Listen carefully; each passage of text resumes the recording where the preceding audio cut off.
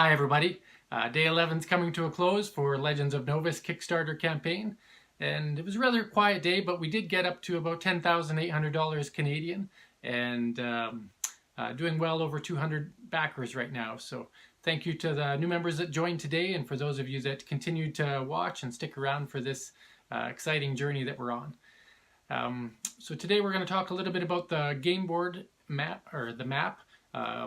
We're going to do it on Tabletop Simulator, and the reason for that is it's got some more updated images, and I'll talk about that when we get into that video there. But it is available in a quad fold board, which comes with the base game, and then if anybody elects to move up the pledge tier to the neoprene mat, that's above and beyond the quad fold. So you still get the whole base game with the quad board, but then you get the neoprene mat on top of it, which can be a nice playing surface, not only for the game itself, but for other things that you might do in your gaming ventures.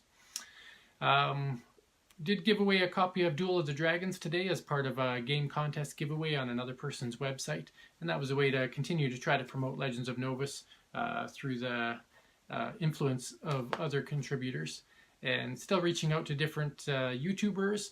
Thank you for the suggestions. A few people have given some names, and I've reached out to them. Still waiting to hear back from a few of them, but hopefully they see the potential in Legends of Novus and may want to do a little bit of promotion, or at least share their thoughts on what they see in the Kickstarter or the website or the videos.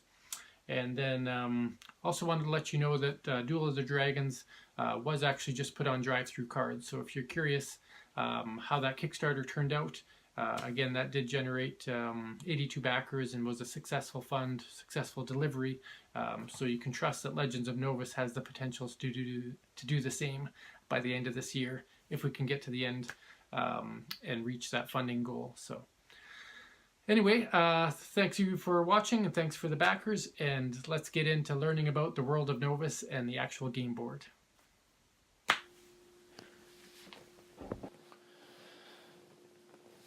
Hey everybody, and welcome back to Legends of Novus, our Kickstarter campaign. Today I just want to go over the map for Legends of Novus.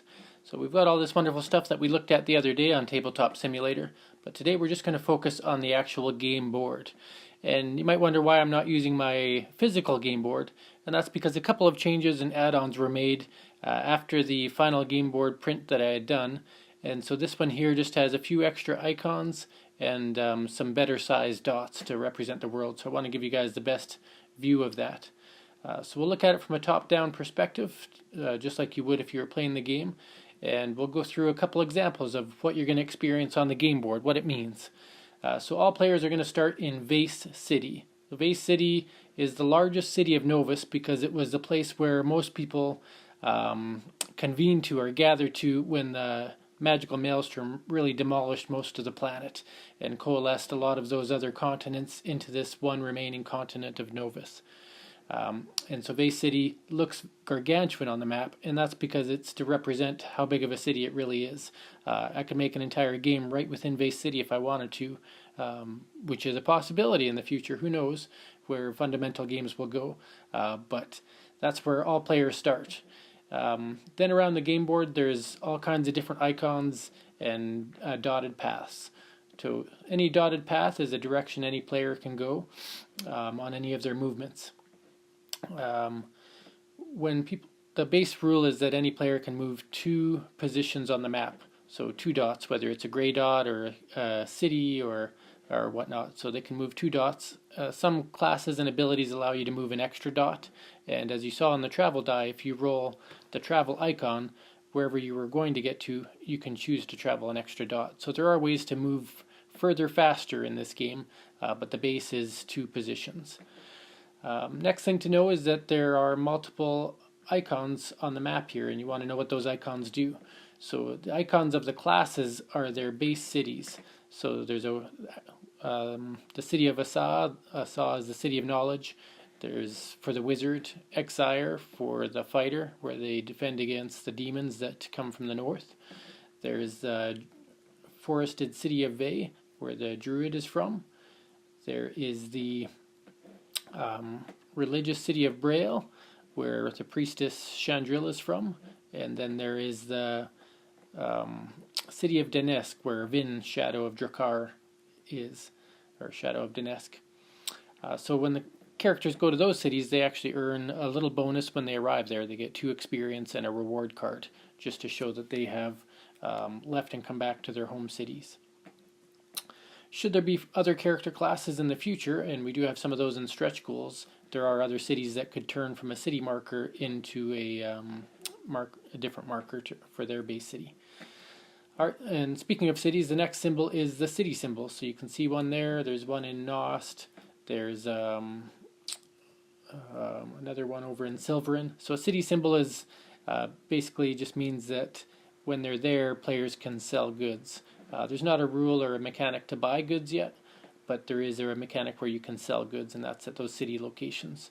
And every base class is considered a city location as well. Next up are the cross swords. So cross swords indicate that there would be an encounter of some kind, and it'll say in the location guide what kind of encounter that is. So for example, in the dark woods of Valand, it's always an animal encounter. In the foothills of Turin, it's always a humanoid encounter. And in the tropics of Delmeria, it's always a reptosaur, which is a special encounter. So that's the encounters on Dead and Abandoned Wasteland. So there's always a place you can go to fight a battle rather than relying on the randomness of a die or a card draw. You can choose to go to those places. Next up, these waypoints, they just represent paths along the map where you have to count them as part of your travel. There's no special benefit from going there, but if you do an explore action there, you still get the standard explore mechanic. And the ones that are a gray with no symbol, that means they're in the location guide. The ones that are, tan with words is in the location guide. The darker grayish, bluish color there, that just means that it's a waypoint. Next up are the travel icons. So cities or locations that have this travel icon mean that if you even go through them, you may experience an effect from them. So if you're planning to travel anywhere near Ice River or anywhere near, there's another one over here, anywhere near the flooded plains, there's something in the guide that'll tell you what happens. So flooded plains means you have to stop there. Ice River means you suffer a -2 in combat, for example. Next symbol we can talk about is, actually I think it's the last symbol we have other than those gold ones. So this symbol here means that there is a quest creature in that location. So for example, in the ice flows you have to battle Kronig, the ice giant, if you travel here and explore there. The Crystal Caverns has the Krager Beast, Kismatic's Keep, named after the Lich Lord himself. Forest of Delusion has Sistos, Skullrock has Osira, of course the demon, right up in the temple, and the Jungles of Wokan has Juragan. And last but not least, the biggest, baddest of them all is Monsignius, and he resides at the very southern, western point of the map in Kedar, the Claw of Kedar. Alright, so those are all the main icons, and then the last part to remember to see is that there's special golden icons. So the one is called the Demon Gate, the Collapsed Caves, the Ghostly Coast, and the Aura's Altar, and Aura is the goddess of Novus. So those 4 locations each, just like any other location, they have special things that happen there. But above and beyond that, those are the potential sequel locations. So should the World of Novus be successful and have opportunities for expansion, these will be the linking points. So just wanted to let you know that building this game came with a concept of understanding that it could go beyond where it's at right now.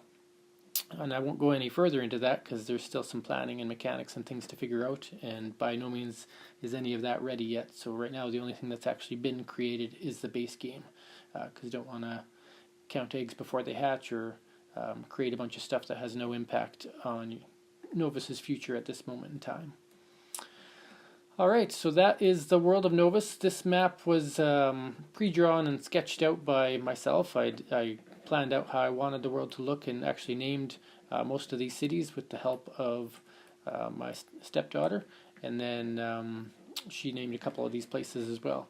And from that point, after sketching it, I did some coloring, figured out what I wanted the landscape to be, whether it was desert or tropics or forest land or iceland, and then from there attempted to do some of my own map work and decided that was nowhere near the quality I wanted, and was able to find in Andrea Butera, his good friend and school companion that he went to art school with, Boris Turano, designed the final art piece here for Legends of Novus. So just thought I'd share that with you. This is the game board. It'll be 18 inches by 18 inches in a quad fold. And for those of you who decided to go to the extra pledge level, there is a neoprene mat that allows you to roll this right up, and it has a bit more traction for cards and for your counters.